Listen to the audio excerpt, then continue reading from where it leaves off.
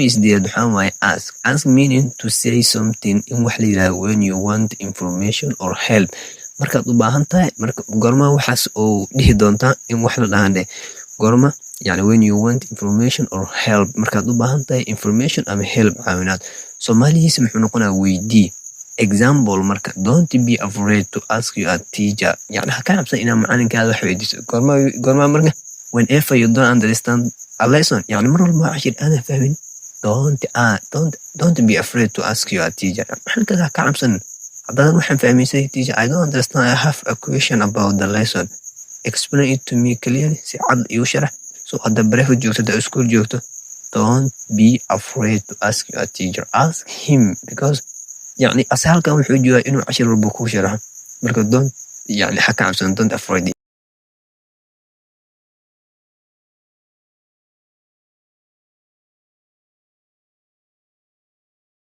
Assalamu alaikum everyone, welcome back to my channel. My name is Zakaria Ahmed and today we are going to learn about 15 English words every beginner needs to know. أرضي والبوبلابة أما قفل بلو قد برنا 15 eray u baahan yahay inuu yaqaano oo maalba isticmaali karto. So and don't worry I will explain everything simple and clearly. So haddii aad halkan ku cusub tahay please subscribe to my channel. Let's get started and bilaawno.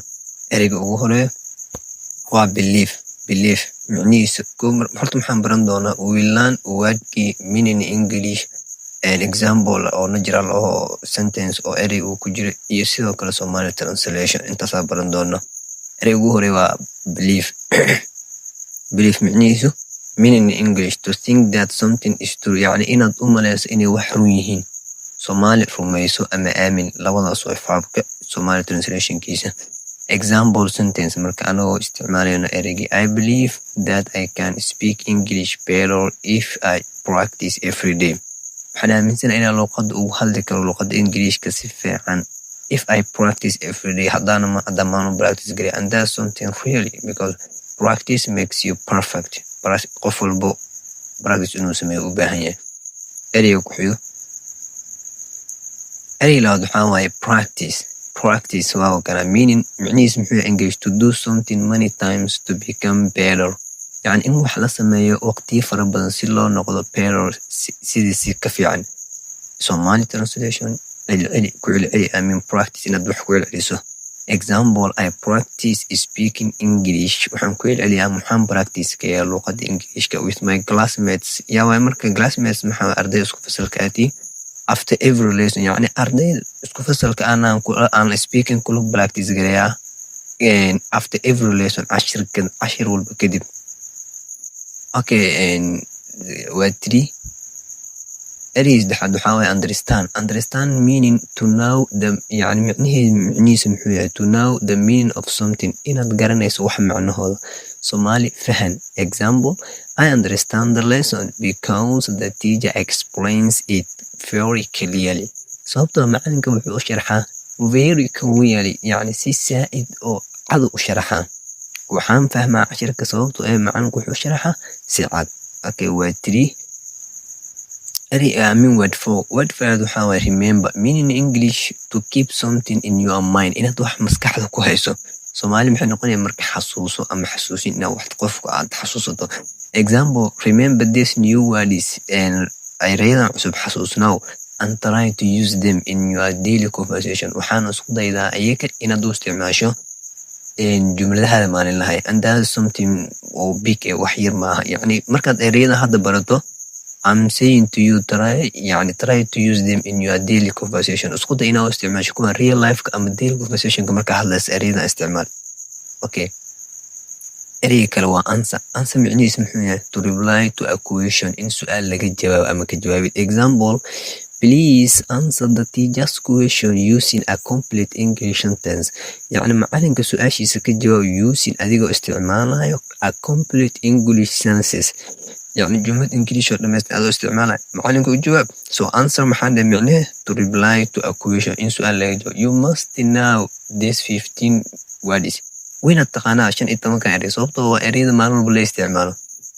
Okay erayga lixaad waxaa waaye learn meaning macnihiisu English muxuu yahay to get new knowledge in la helo aqoon cusub or new skill ama xirfad cusub inaad labadaasba aad taqaano baro inaad wax barato le Soomaali markaasay noqonay.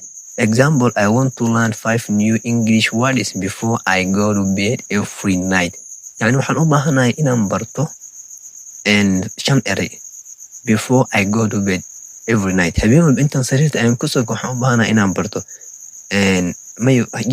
waxaan rabaa inaan barto 5 eray cusub intaan sariirta aadin. erayga 7 erayga 7 waa listen. Listen means to pay attention to what someone is saying. Like listen waxaa waaye tusaale kale to pay attention what I am saying right now. waxaa ani hadda dhahay adoo yani attention siiyo waaye inaad wax dhegeysato. Okay, to pay attention to what someone is saying, wax qof uu dhahayo. Okay, Somali wuxuu noqonaya dhegeyso. Example, listen carefully to the conversation. Anaa ku dhihi karo listen carefully to the lesson and repeat each sentence after the speaker. Who is the speaker? The speaker is me. It is me. waa ani speakerki. So qofka hadlaya speaker. So anaa dhihi karo jumladan listen carefully to the lesson. cashirka si taxadar leh u dhegeyso instead caadi saas oo hubsan and repeat ku celi each sentence after the speaker, after me. aniga kadib ku celi sentence walba. So marka erey listen waa dhegeysi inaad wax si taxadar leh u dhegeyso, to pay attention to what someone is saying. erey isdeed waxaa waaye ask. Ask meaning to say something in wax la yiraahdo when you want information or help. markaad u baahan tahay goorma waxaas oo dhihi doontaa in wax la dhahan goorma yani when you want information or help, markaad u baahan tahay information ama help caawinaad. Soomaalihiisa muxuu noqonaa weydii. Example, marka don't be afraid to ask your teacher. yani ha ka cabsan inaad macalinkaada wax weydiiso. goorma marka whenever you don't understand a lesson, yani mar walba cashir aadan fahmin don't be afraid to ask your teacher. macalinkaada ha ka cabsan haddaad waxaan fahmaysay teacher, I don't understand, I have a question about the lesson, explain it to me clearly. si cad igu sharax. So hadda breakfast joogto, hadda school joogto, don't be afraid to ask your teacher. Ask him because يعني أسهلكم الحجة إنه 10 ربكو شرح. مركز دون يعني حكى عبسان don't afraid. إن حكى بقى المعنى جاي إن Somali مرحلة شرح أدينا هوس كسي أقرصن. أري سارة do explain meaning to make something easy to understand. يعني إن واحد لقى إني فوجين to understand سيلو فهمه. إن أنا هذا 10 كان شرحه. هذا 10 شيء معناه that means وحن كده 10 كي in easy to understand إنها تفهم. مركز شرحتها هو في Somali أم الشرح فابواي. So example, our teacher macalinkeena explains every lesson. cashir walba wuxuu u sharaxaa with simple words and clear examples. macalinku wuu fiican yahay markaas. So anigoo kale waxaa dhihi kartaa ninkan ama yarkan wuxuu u sharaxaa cashirka.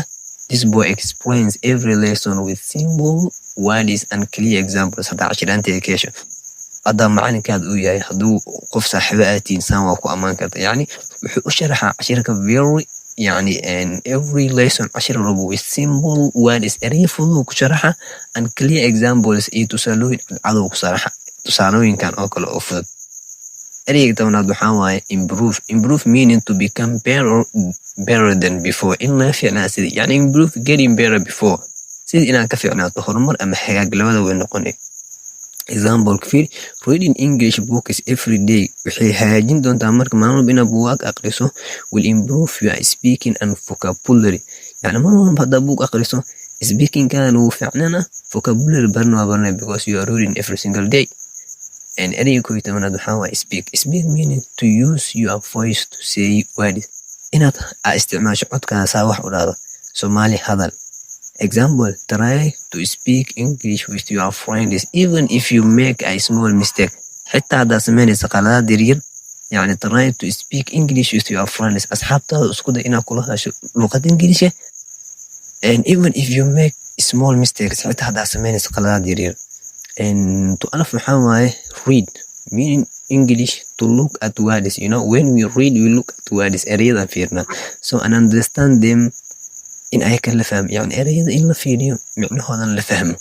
Somali waa aqri. Example, I read one English story every weekend to improve my reading skill. yani maalin walba waxaan aqriyaa hal story.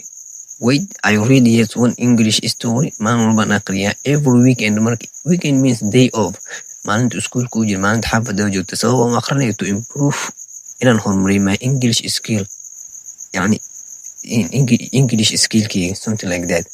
And that in were right, meaning to put words on like on paper or on a computer, like ereyada in lagu qoro put words yani erey in la dhigo xitaa askari, okay, and or warqad in lagu dhigo or on a computer in computer lagu dhigo, labadaas qor waa micnaheeda marka right.